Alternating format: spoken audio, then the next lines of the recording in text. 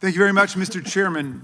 It must be tough to be an authoritarian. You promise everybody in the world to get elected. Prices will go down on day one. No more inflation. We're going to end Russia's war on Ukraine.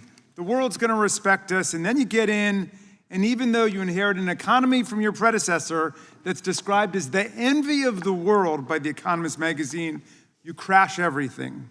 The economy today is shrinking.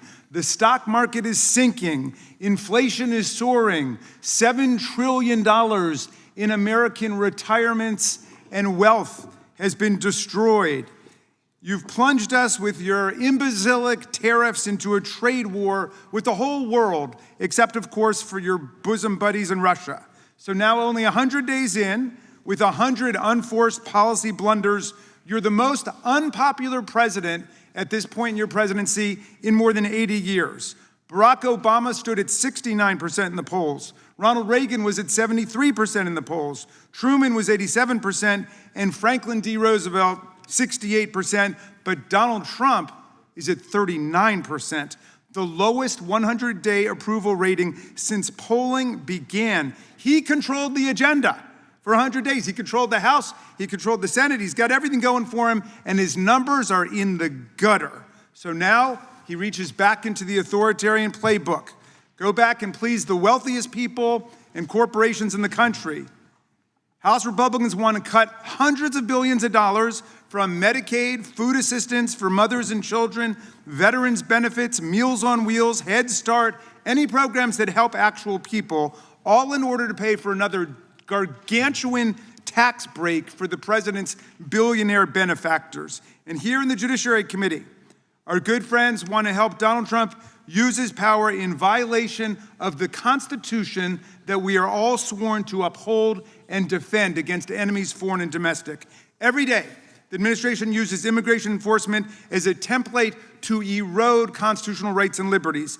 They round up people in the street and disappear them to the torture prison of a foreign dictator without 1 minute of due process, sweeping up completely innocent people who have no criminal record and no criminal charges, in the midst of other people who may have criminal records and criminal charges and should stand prosecution for them if they do have charges against them.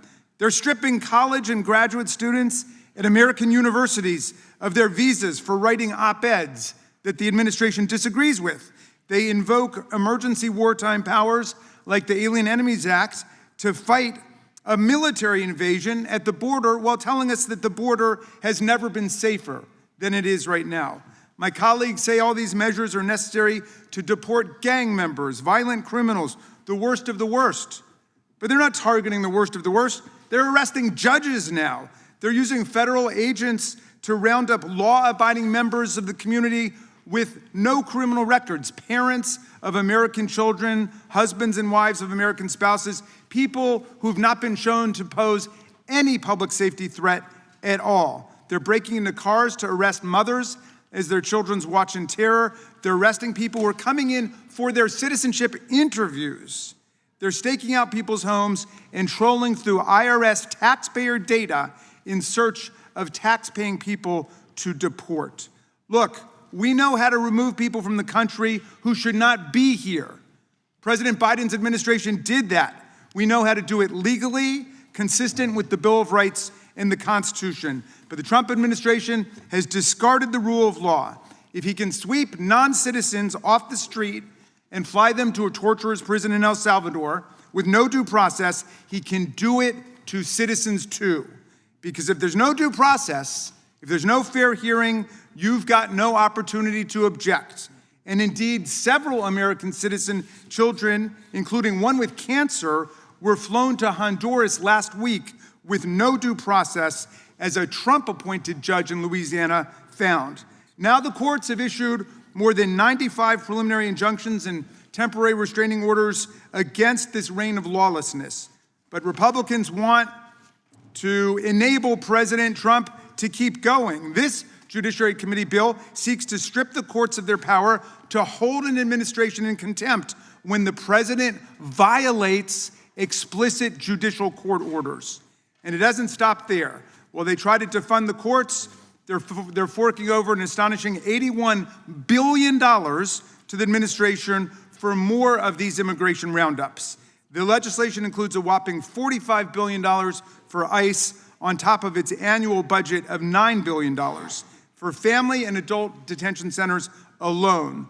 This bill is a blank check to the administration to do more of what we've already seen. And to make matters worse, as they race to spend more than $81 additional billion on this, Trump's own DOJ is terminating hundreds of millions of dollars in existing grants. They're cutting funding for county, state, and local law enforcement. They're cutting funding for opioid addiction treatment programs. They're cutting funding for crime prevention, and they're cutting funding for victims of rape, sexual assault, and violent crimes. The grants being cut support local police in solving and preventing crime. They help the survivors of abuse and assault navigate the legal system, and yet they're being wiped out by the Department of Justice.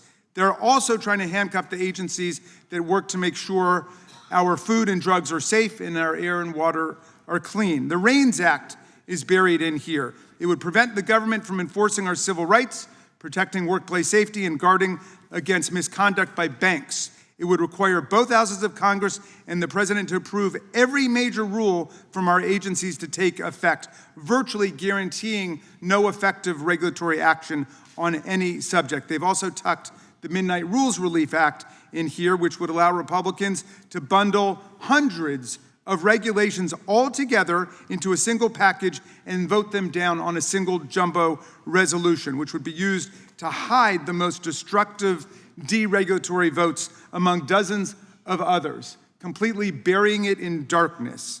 Look, this version of an authoritarian America is not what the American people want. Please take note, this is why Donald Trump's polling numbers are in the gutter and an historic low. This is not what the American people are looking for. We urge our colleagues to walk back from the brink here to support many amendments we plan to offer today that will save us money, that will actually address the real problems of the country, and that will protect the constitutional rights and freedoms that we cherish so much in America. This is a test. Are we going to stand up for the majority of the American people, for our Constitution and our Bill of Rights and the freedoms we fought for, or are we going to stand with a president who wants to throw it all away? Thank you, Mr. Chairman. I yield back.